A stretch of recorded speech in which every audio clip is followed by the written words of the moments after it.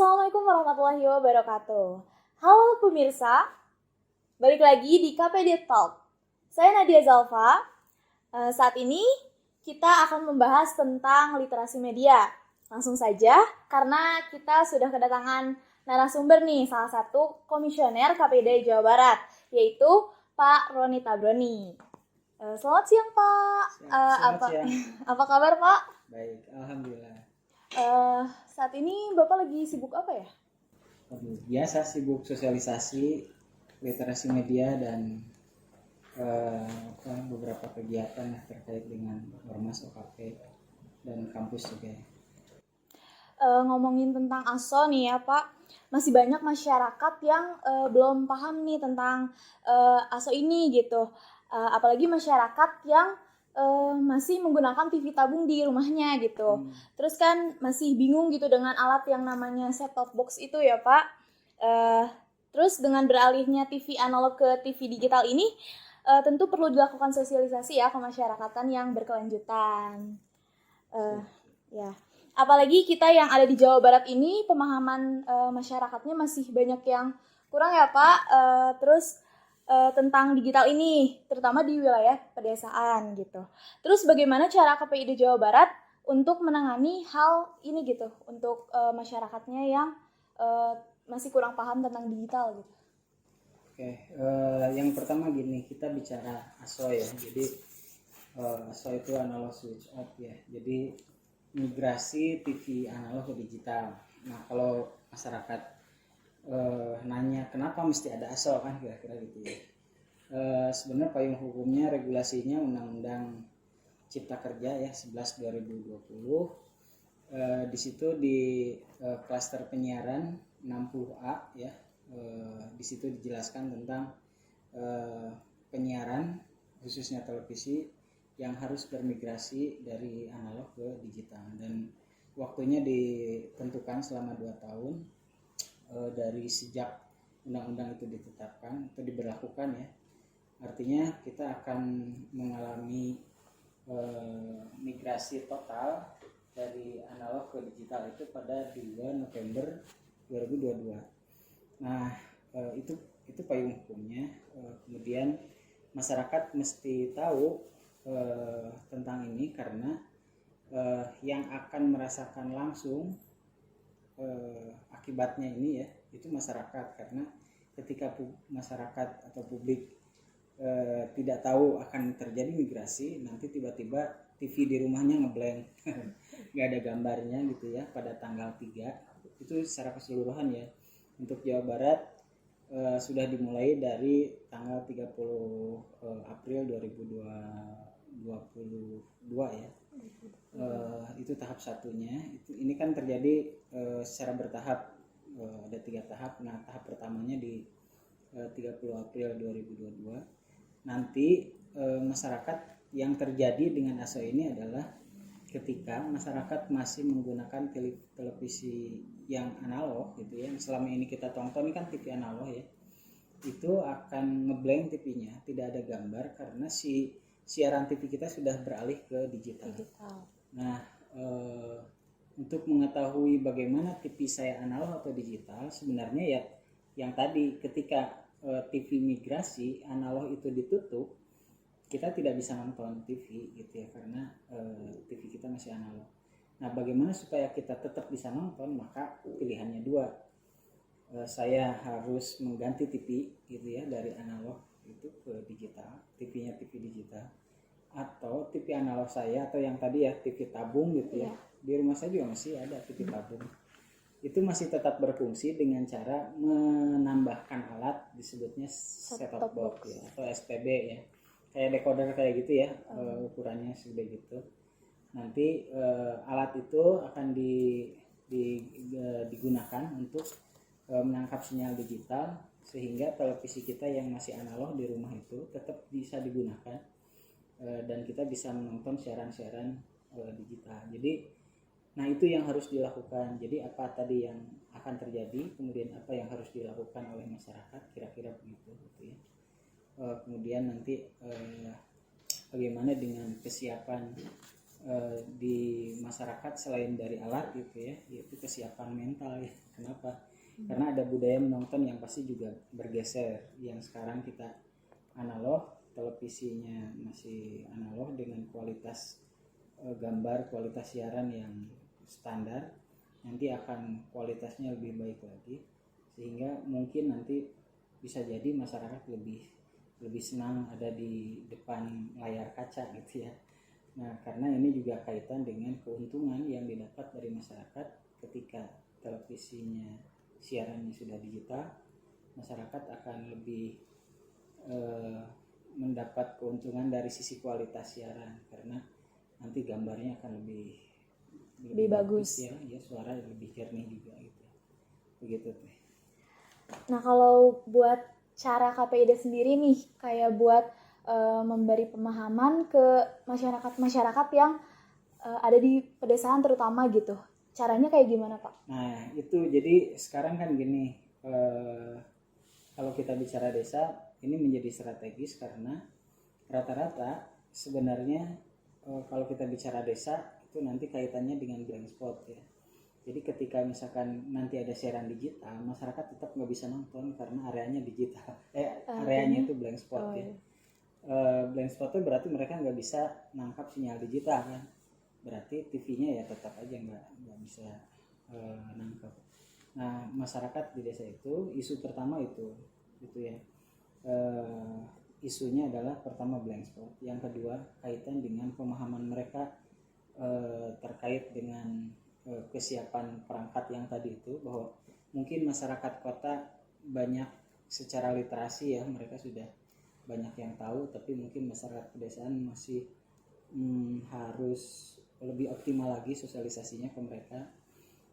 Dan yang ketiga yang lebih penting bagi masyarakat desa adalah bagaimana mereka bukan lagi hanya menjadi objek dari lembaga penyiaran, tapi kita berharap literasi media yang dilakukan di desa kaitan dengan ASO atau digitalisasi adalah kita ingin lebih mengangkat lagi potensi desa, potensi lokal untuk menjadi bagian dari konten lembaga penyiaran. Nah, salah satunya yaitu dengan cara memberdayakan masyarakat desa untuk mereka bisa memproduksi konten-konten lokal. Jadi kalau selama ini yang kita tonton itu hanya konten-konten gitu, Jakarta gitu ya.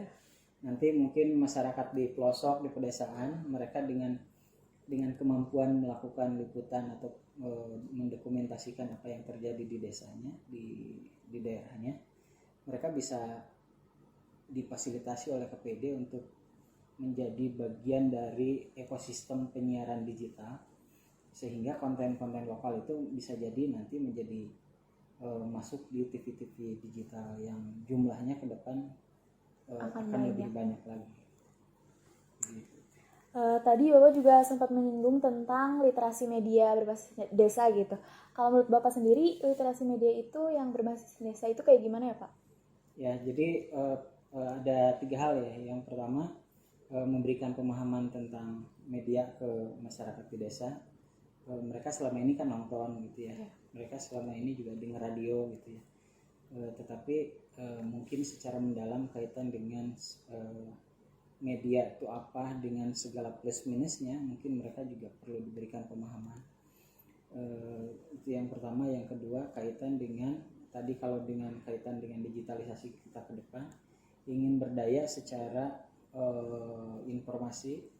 Mereka selama ini menjadi objek, ke depan harus jadi subjek dengan memberikan keterampilan teknis gitu ya, sehingga warga desa bisa memproduksi konten. Itu literasi keduanya. Yang ketiga, kita juga ingin memberdayakan masyarakat desa secara kritis. Jadi ketika mereka jadi penonton, pendengar, nanti itu mereka bisa menonton TV dengan mendengar radio itu secara kritis. Mungkin selama ini mereka suka mengeluh dengan siaran-siaran yang tidak pas secara budaya, secara agama, secara adat ya, secara atau apapun gitu ya. Nah, ke depan kita ingin warga di desa juga bisa melakukan pemantauan secara mandiri, bahwa mereka ketika nonton itu tidak polos. Ketika di sana ada yang tidak baik, ketika di sana ada yang kurang cocok, ada yang tidak nyamanan, ada sesuatu yang perlu diperbaiki, maka mereka kita berharap akan aktif melakukan pemantauan dengan format yang mungkin lebih sederhana, dan mereka bisa kerjasama dengan KPID untuk memberikan laporan hasil pemantauannya gitu ya, hasil tontonannya mereka gitu ya, dan nanti oleh KPID pasti itu di follow up gitu ya. Kalau menurut Bapak sendiri gitu, seberapa penting literasi media berbasis desa ini? Hari ini menurut saya kita harus membalik konteks literasi yang biasanya hanya bergumul di perkotaan gitu ya. Jadi kita justru sekarang harus masuk ke desa, karena yang namanya program-program, lihat aja program pemerintah sekarang tuh rata-rata masuk di pelosok-pelosok. Artinya kita melakukan konteks pemerataan informasi, pemerataan kreativitas, pemerataan ekonomi, pemerataan apapun itu nonsen kalau kita nggak masuk desa gitu ya. Jadi kalau ada KPI desa desa, sebenarnya konteksnya adalah pertama tadi membangun kesadaran, meningkatkan keterampilan, kemudian membangunkan daya kritis, dan yang lebih penting adalah nanti kesetaraan informasi. Jadi antara kota desa itu Jadi punya setara gitu. kesetaraan. Jadi bukan desa sebagai objek, tapi desa juga sebagai subjek, karena mereka bisa mengubah konten. Buat kurang lebihnya sendiri nih buat literasi media, menurut Bapak itu apa ya? Kalau secara pelaksanaan ke literasi media memang kita secara kuantitatif masih kurang ya, karena jumlah komisioner kita yang cuma 7 orang, 7 asisten, harus menjangkau hampir 50 juta masyarakat Jawa Barat. Kebayang ya gempornya kita, dan itu tersebar di 27 kota kabupaten. Jadi tapi yaitu defisit ini kita juga terus mengusahakan dengan cara berkolaborasi ya dengan berbagai elemen, baik itu perguruan tinggi, komunitas, ormas, OKP dan lain sebagainya, sehingga kekurangan dari sisi jumlah jangkauan kita itu bisa ditambal oleh kesadaran masyarakat juga dalam konteks penyadaran di dunia penyiaran dan dunia literasi media ini. Paling sama satu lagi pesan atau ajakan buat desa yang belum menerapkan konten berbasis digital ini. Ya kita berharap depan setiap desa itu akan menjadi bagian dari jadi harus memanfaatkan momentum digitalisasi ini, karena dengan begitu maka desa akan lebih berdaya gitu. Jadi kita berharap bahwa desa dimanapun itu adanya, mereka akan lebih berdaya dari sisi informasi gitu ya, berdaya dari sisi ekonomi, dari sisi kreativitas, dari sisi budaya, wisata dan lain sebagainya. Karena saya kira kalau bicara dunia penyiaran, informasi itu ya, kita nanti dampaknya akan kemana-mana. Jadi kalau misalkan masyarakat desa bisa berdaya secara informasi, kreativitas muncul gitu ya, ekonomi juga akan terbantu, kemudian lowongan kerja juga akan tercipta, kemudian juga kebudayaan di daerah juga akan terangkat, termasuk juga mungkin sektor wisata dan lain sebagainya. Nah oleh karena itu desa-desa yang belum terjamah secara informasi, saya kira ini menjadi PR bersama ya KPID dengan elemen yang lain juga untuk memberdayakan desa, khususnya pada aspek informasi dan penyiaran. Ya, itulah bincang-bincang singkat mengenai literasi media, dan tadi juga udah dibahas ya tentang ASO juga. Pokoknya banyak hal yang dibahas ya tadi Pak. Terima kasih Pak atas waktunya, terus sudah memberikan informasi juga buat kita semua. Semoga dengan adanya bincang-bincang ini gitu, jadi kita bisa lebih memahami gitu ke depannya, dan bisa ikut membantu literasi yang tadi Bapak bilang, karena kita kan butuh banyak orang kan buat mensosialisasikannya ke masyarakat, terutama yang ada di pedesaan. Terus baiklah, kita akhiri saja bincang-bincang hari ini. Sampai bertemu lagi di KPIDA Talk selanjutnya dengan narasumber yang berbeda pastinya. Saya Nadia Zalfa, pamit undur diri. Wassalamualaikum warahmatullahi wabarakatuh.